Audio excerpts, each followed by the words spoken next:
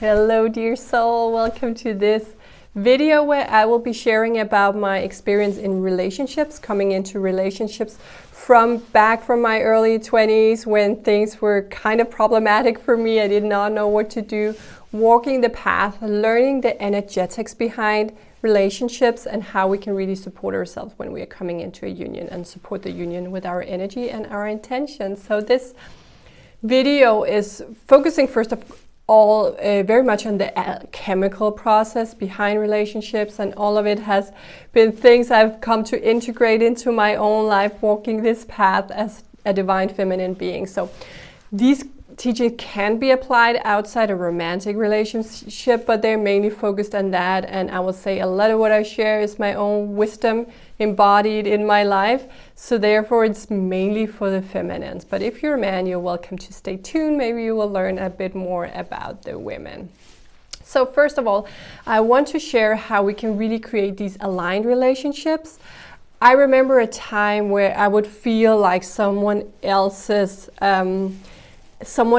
oh, I have to share one thing before I start. If you're new to me, I'm Matilda. I'm a spiritual guide and healer, and I assist people in awakening to their true potential and coming into alignment with their heart's desires and their soul's full potential. So that's me. I also want to share that this is the final week and a half with my current rates. On May 6th, my rates will go up on the one-on-one session. So if you are desiring a session with me, personal session where we go deep into the healing work and integration work of your higher path, then please reach out to connect with me, and I will share the link to book a session with me below. And my calendar, I've just opened time slots up on all the way until August. So if you're fast, you will be able to grab one of those. So but reach out to me in case that interests you. Okay, back to today's topic, relationships and how we can really come into aligned, supportive relationships for ourselves and for the union itself. So first of all, I want to share one thing that really was a game changer for me, a breakthrough, when I realized in romantic relationship that the other one is mirroring me. So I hear from so many, and I also felt that at a point, the difficulty in being myself in a relationship, feeling that the other one could not accept me fully as I was, feeling that the other one could not accept or support my desires, how in the way that I wanted to be supported. What I realized on that journey was that it was me who was not fully showing up as me. Within me, I was not being honest about what do I actually want in my life and who am I. And I know it's a big thing to ask people or ask you to say, just be fully you, and maybe you're already there and feel like I mastered that part. But when we come into relationships, they're really mirroring these parts back to us. If there are parts where you have dimmed your light or not allowed yourself to be fully you, that's their job almost to show you here is something that's out of alignment. And I mean, if you get later on in the journey, they will shift a little because people will be awake and they will not be triggered by you in the same way because they know they're triggered, and then they will respond in a different way. But in the beginning, you can be really unconsciously diving into this conflict where you don't realize it's your mirror reflection that you're fighting. So one really important advice for this is to be as much you as possible in the integration phase of the relationship. And I mean, we can be afraid that if I show fully who I am, and another thing is if I don't know myself, then it's difficult to show who I am. So rewinding that a little, say, okay, so maybe that's where you want to start. If it's difficult to feel who you are, that's the first step. You start getting to know yourself. Who am I? And what do I actually like? What do I prefer? How do I want myself to show up? How do I want to be supported myself? And do that for yourself first. And then when you start connecting with someone else, the potential partner, someone you just meet, be as honest as possible. And I know for some it might be a challenge, like I don't want to overshare. And that's also important, like not everything needs to be shared, especially not those things where you can call yourself out on it already and say, oh, that's just my mind going wild right here, and those things I'm telling myself they're not true. You don't have to share that, but all the other things that you feel, this is a part of me and this is who I will stay, this is like really an integrated part of me, please share them with the other. Even though you think that that might not be charming, they might not like it, they might think that part of you is not something they want to support. If you want to create an aligned relationship all the way through, you need to start doing that already in the beginning. So you're not one version in the beginning and then becoming someone else when you cannot hold up these masks anymore. And I know for all of us that is also what we would really appreciate from the other one. We would appreciate if they can be themselves from the first step. So I remember coming into the union with my partner. I was really guided all the way back from friendship stage to just share all the details about me that I might not find appealing myself, but just to see if he could hold it, if he could hold that energy and support me and love me even though I was all of those things. So that was really a strong guidance I want to pass on to all of you. So another thing, and I'm here in Denmark, I've been growing up in a very free, we call it free society, especially when it comes to new partners. There is almost this expectation about sex being a part of the beginning of a relationship, like we should be open to it. It's almost like people here, and I know it's a bit different in different parts of the world where they might have a more like easing into a relationship. It's okay to wait.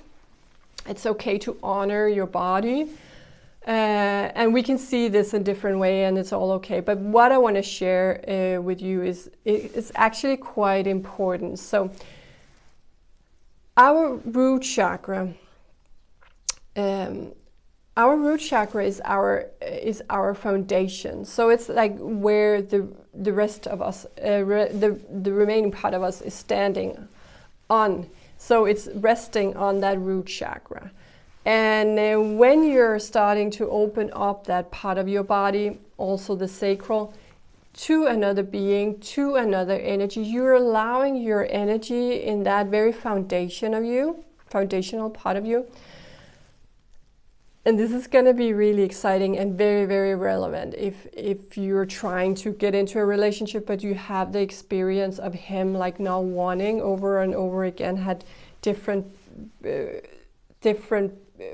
partners where the relationship didn't stay there, then this is going to be very important for you. So when you let someone else come in that part of you, you get activated.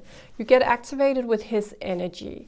And I would say, note also, why are you letting this partner in? I would say in this part of the world, we have almost learned that being chaste is like, that's not something you want. You want to be perceived as free. You want to be perceived equal to the men, equal to the guys. You want to have an equal relationship, like I can just have sex with whomever I want to and I'm gonna be fine.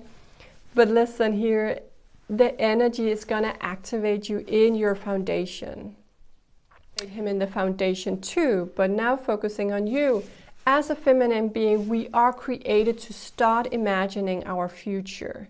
We are created to imagine the future and allow it to come into form. So I know so many, including myself, where I had sex with someone in my early days and suddenly I started thinking about this person. Even though it was something before we had sex, I would not think about having a relationship with this person. I would not think this person is even important to me. In that sense, this was just me being wild and free. But in the moment they came in and activated me, it was like almost going on this automatic, like auto system where this person started to be written into all my dreams for the future, and it would be quite annoying. I want to be like the man, free and all that, but it would happen almost every time. And I could see that from my friends too, the women, that there was this feeling of getting attached to a person so easily and not even a person that you wanted to really to be with, but it just happened automatically. So know that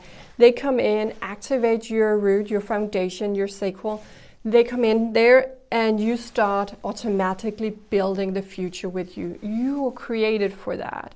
Therefore, I really recommend waiting until you know that this is a person you actually with your whole being feel safe with and want to create a future with. So feel free to not use my advice, but now you know the energetics behind it. And if you feel these things coming up, you also know why they are coming up. So being prudent is not a bad thing. It's simply being discerning about what is aligned and what is not. So coming in and really follow what feels good within you for those next steps.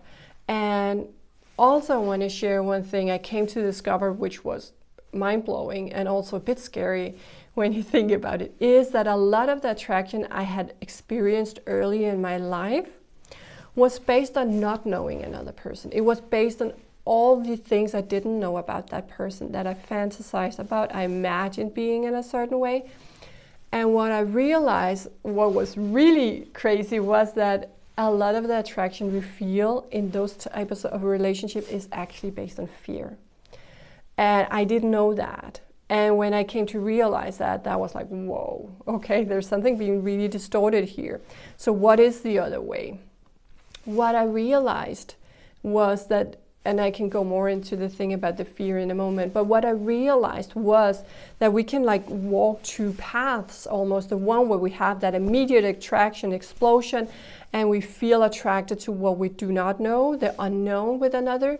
There you might see there's a great attraction in the beginning, but if there is not the continuous like alignment, if it doesn't feel aligned later on, it was like dissolve, and it will also often be very chaotic, because what it's built on is like the things that are not there, like the emptiness. Is like trying to get something to work with someone where you are dependent on that feeling of the unknown with them.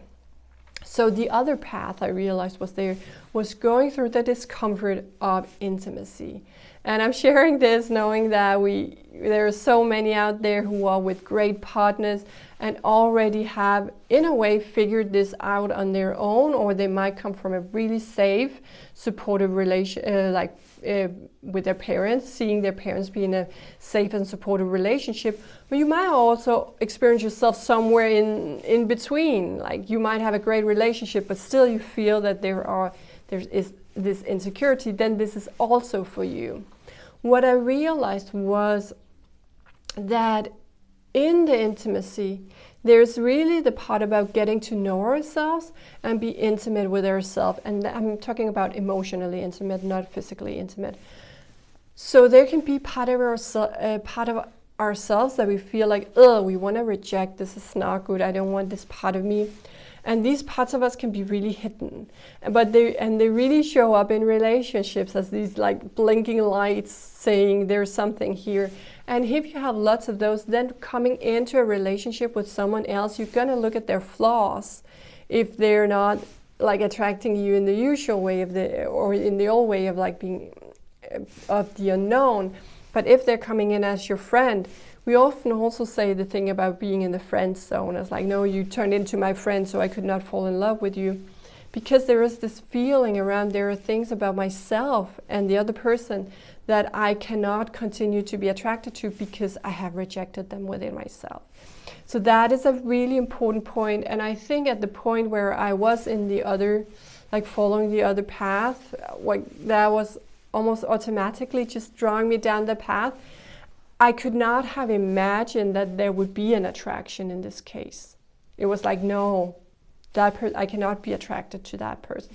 But understand that is because when we don't want to be showing up as ourselves within ourselves, like there are parts of us we are rejecting, then it's impossible to really come in and feel that deep connection in the intimacy. Then we will get the icky feeling. So it's really important to walk through that and do not force it. I've tried forcing it before and it did not work. Like in my 20s, I tried forcing myself to continue to stay in those relationships where I started to feel that he's too interested in me. He's like, oh no, he's not cool enough. The mind was trying to translate those signals coming from my body.